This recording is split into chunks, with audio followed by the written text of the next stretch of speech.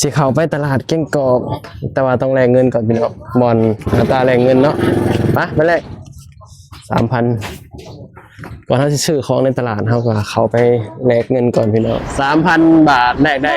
2 ล้าน2 ล้านเท่าไหร่2,16,000มัน1,672โซ่พี่น้องเจ็บซีเนี่ยเงิน3,000 บาทพี่น้องนี่ปะบานเขาไปตลาดก่อนพี่น้องซื้อเพื่อนให้ลูกสาวบานอันนี้ของ Baby Love ของไทยพอแล้วโอเคได้เพื่อนเดี๋ยวปะพนุ่มไปคิดเงินรถในไหนรถในแน่อะไรเบิ่งค่าคิดเงินกันเพิ่นแสน45มาบวกให้แสน80อันนี้ก็เราจะตกก็8,000ได้ธรรมดาขาย30เนาะจะเป็น56 380,000ก็ได้380,000เป็นบาท300,000เป็นเงินไทยเท่าไหร่380 บาทแม่นหาเขาบ่ได้ประมาณ400กว่าบาท500หรือ500กว่าได้500กว่าเพราะว่า500มันก็แสนเท่า500กว่าโดยของลูกสาวเบิด500นิดปลาอันนี้พ่อพี่น้องสัตว์ดีพ่อพี่น้องทางฝั่งไทยนำครับผมนี่เฮาก็สิเข้าไปตลาดเก้งกอกแต่ว่าต้องแลกเงินก่อนพี่น้องบอลอัตราแลกเงินเนาะไปแลกนี่ 3,000 บาทแลกได้2 ล้าน2 ล้านเท่าไหร่2,16,000มัน1,672นี่บานเขาไปตลาดก่อนพี่น้องเมื่อนี้ก็ตั้งใจมาซื้อของให้ลูกสาวพี่น้องหลังจากที่กลับมาจากประเทศไทยแล้วเฮาก็สิได้ไปประเทศไทยอีกแล้วพี่น้องเนาะก็เลยมาซื้อของไว้ให้ลูกสาวฉะนั้นอยู่ที่ตลาดเก้งกอกพี่น้องนี่คือบรรยากาศในตลาดเก้งกอกเนี่ยเฮาเข้ามาแล้วเฮาก็สิพากรถไว้ก่อนพี่น้องเพราะว่าเฮาสิได้เข้าไปในตลาดเนาะสินค้าในนี้ส่วนหลายก็สิมาจากประเทศไทยพี่น้องค่าพากรถก็ประมาณ 2,000 กีบก็ประมาณ5 บาทประมาณ 4-5 บาทนี่แหละพี่น้องเนาะบ้านนี้เดี๋ยวเฮาก็สิได้เข้าไปซื้อของอยู่ในตลาดพี่น้องในตลาดแห่งนี้ก็ถือว่าเป็นศูนย์รวมแบบว่าสินค้ามาจากประเทศไทยเนาะเจ้าหาก็เปิดไปใส่ก่อนคือมือแทบโซนนี่เนาะหมังใหม่พี่น้องหมังงุ่นคืองามแท้วันนี้เฮาก็สิมาซื้อยังเกาะปลายังไงปลาขอวะแม่ซื้อปลาช่อนไปเห็ดสมพอดีพี่สาวอยากกินในสมปลาช่อนปลาขออะไรพี่น้องอยู่กรุงเทพปลาช่อนอยู่ไทยปลาขอไปทำในคามีปลาช่อนไหมโอ้ปลานิ่นหนึ่งโอ้ปลาแห้งกุ้งโคโยตี้นี่พี่น้องกุ้งโคโยตี้ผสมเด้อผู้สาวคนกีบเด้อปลาใหม่เด้อปลาขาวผู้40ใช้ปลาคอบ่มีปลาคอบ่มีบ่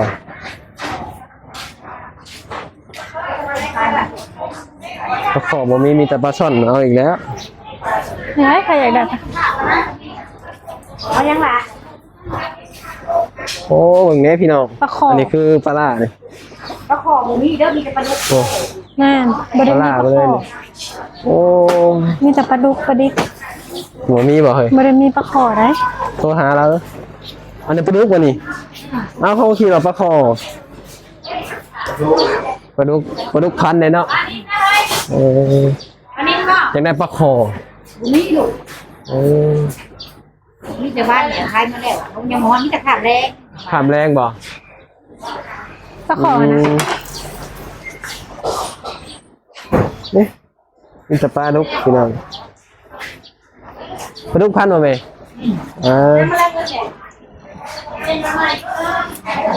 นี่มันปลานิ้นเหรอ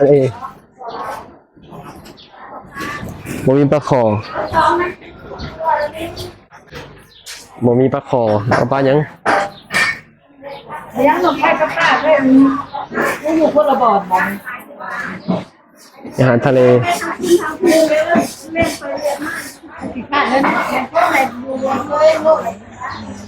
เราสั่งตุ่มโอ้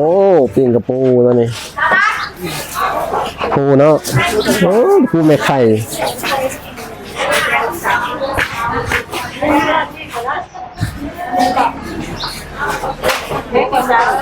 อืม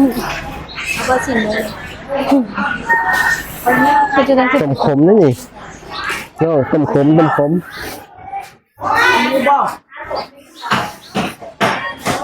สามสาย50นะ อันเท่าไหร่เลยวะ อันสายละสาว อ๋อ สาม เส้นหนึ่ สาง ยอาหาร10 เส้นหนึ่ง เอา แสนหนึ่งนะ เอา แสนหนึ่งเอาใช่ พอบ่เนาะ ไอ้พอแล้วเวลาแล้ว พอแล้วเนาะ แสนหนึ่ง อืม อัวพี่น้องอัวยังเด้ออัวหมูบ่ อัวหวาน อัวหวานนั่นแห จะ ละ สั่งอัวหวาน จะสั่งอัวหวาน อืม เอ้ยคนกรุงเทพก็อยากกินคนกินอาหารบ้านนะ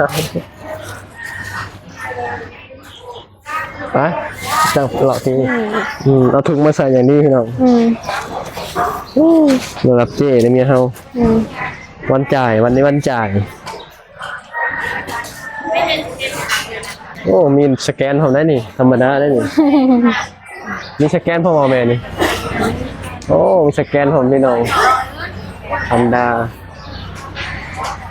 อุ้ยสอบอ่ะ ปะซื้อเพื่อนๆให้ลูกสาวบ้านพ่อเท่าไหรเฮ้ย XXL อันนี้มัน XXL L พ่อเท่าไหรเด้อเพื่อน แสนสี่ ๆ140,000 แสน ศพ140,000 แสนกีบเลยพี่น้องเอ้ยแสนบาท100มันก็เท่าไหร่160บาท มันก็เกือบ200แล้ววะ เกือบ200แล้ว XL นี่ก็ XL ลูกใส่จะได้ชนะ ใส่กันไปเลยแล้ว เออ อันนี้52อันนี้แสนปลาย อันนี้ก็แสนปลาย นี่สลายสินค้ามีจะมาจากฝั่งไทยทั้งนั้นสบู่สแบงนี่สบู่ได้อย่างนี้ นี่พอแล้ว โอเค ได้เพนเพชร เอาแพน เดี๋ยว เพิ ปลา ร์ พนุ่มไปคิดเงิน ลดในไหนลดในแน่ อะไรเบิ่งพอค่ากินเงินกัน 5เพนเพิร์สแสน45มาบวกให้แสน80 80 ตัวนี้ก็เราจะตบเขา8,000ได้ธรรมดาขาย30เนาะจะเป็น56 300,000 80ก็ได้ 380 380เป็นบาท 300,000เป็นเงินไทยเท่าไหร่300,000 แสน80บาท แม่น ก็หาเขา ต้ บ่ น อย ทุนประมาณ400 400กว่าบาท สี่นะ 500หรือเท่า 500กว่าได้ 500กว่า ไม่ถึงไง เพราะว่า500มันก็แสนเท่าหา 500กว่า กว่าไม่ถึง โดย ของลูกสาวเบิด500นิด 4 ปลา 800 ปลาไป500แล้วนี่พี่น้อง โดย ใช่ เอ้ยไปเอาไปไว้ในรถก่อนเว นี่ ลาร ออีกก็ได้พ่อบ่เนาะ ฮะ คุ้มอยู่แล้ววะเนาะ มาไว้ในรถก่อนบ่เดี๋ยวค่อยมาเอาซื้อของให้ลูกสาวแพนเพิร์สนะย่ามปลาพอนุ่มปลาไป500กว่าบาทแล้ว ของมันแพงพี่น้องอยู่แล้วอะเนาะเงินกาแฟของกาแฟแพงทุกอย่างตกมาอยู่บ้านเฮาแล้วแพงทุกอย่าง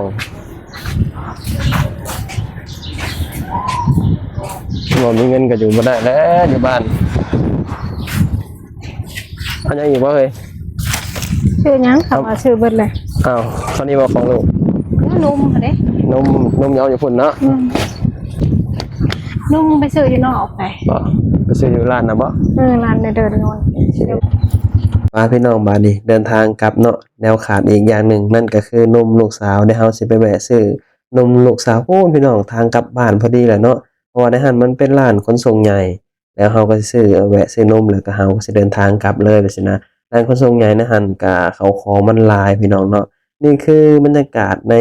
บ้านเกียงกอกพี่น้องเมืองจำพรเขตสวรรณเขตเนาะก็ถือว่าเป็นตัวเมืองน้อยๆเมืองหนึ่งพี่น้องที่แบบว่ารวมสินค้าต่างๆมาขายในเนาะบ่ว่าสิเป็นของใช้ของหยัง มันก็รวมอยู่แถวนี้พี่น้องทางการเกษตรนู่นนี่นั่นไปสินะหลายสินค้าก็สิมาจากประเทศไทยหมดเลยพี่น้องสิมารวมกันจะหนีเนาะได้แบบว่าเปิดร้านค้าในหมู่บ้านก็สิเข้ามารับเอาของนี่แหละไปขายต่อไปสินะมีกำไรแบบว่าเล็กน้อยไปแบบสินะพี่น้องป่ะบัดนี้ไปพ้อกันอยู่ร้านขนส่งเนาะไปฮอดร้านขนส่งใหญ่เลยพี่น้องซื้อนมให้ลูกก่อนป่ะ เพิ่นอยากได้อันแต่งนะ ใส่พี่ทั้งอีกว่านม พี่โปรโมทบ่ พี่รังนมพี่น้องเบิ่งสินค้ามาจากไทยทั้งนั้นได้นี่ รสจืดเป็นแก๊สได้ นี่มาจากไทยเบิดเลยอันนี่เอาแต่นมนี่บ่ 2 แก๊ส 476 คือหยั ข ง นมใช่ไหมตะกี้ให้เด้ อ๋อขนมไอ้นมฮ้อนบ่นี่ ผู้ใดได้ทัน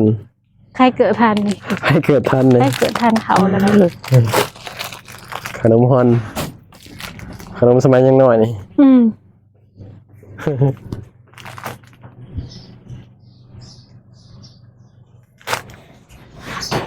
น้องมาเท่าไหร่ก็อันนี้อันจ่ายต่างหาก นมแก๊ส2 แก๊ส 476 4,000,000 62 700,000นะ 1 2 3 4 470 6ต่างหากอันนี้ขานม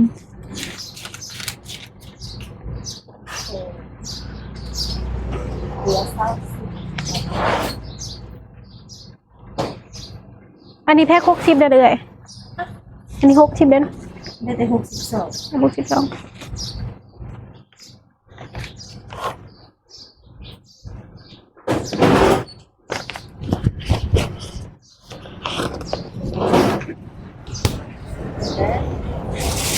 บ้าเนี่ยเฉพาะของลูกเจ้า เฉพาะของลูก ล้าน ล้าน เกือบล้าน จะพัน อ้าวอันนี้ก็4เด้ พันกว่าบาทเนาะ อันนี้ก็300,000กับเกือบ4แล้ว พันกว่าบาท พันกว่าบาท พันนิดๆเนาะมีแต่ของลูกสาวหมดเลย 1,700 นี่แล้ว 1,700 1,800อันเพิ่นกับของลูกสาว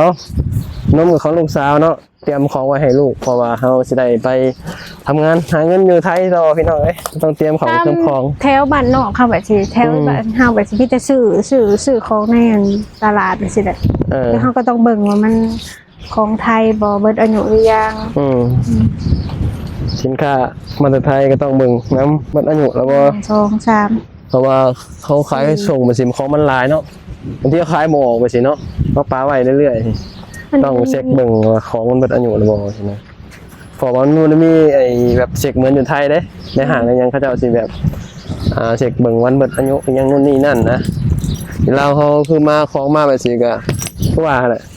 ของมันหลายเนาะอันเบิดบ่ฮู้แหละ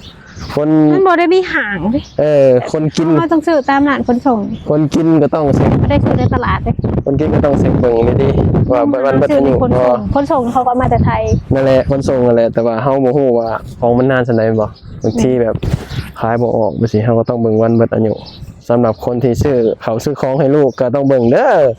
อยู่ลาวเฮาก็ต้องเบิ่งวันเบิดอายุนำบ่สิเนาะเพราะว่าอยู่บ้านเฮามันนำมันนอกมันมีห่างเนาะ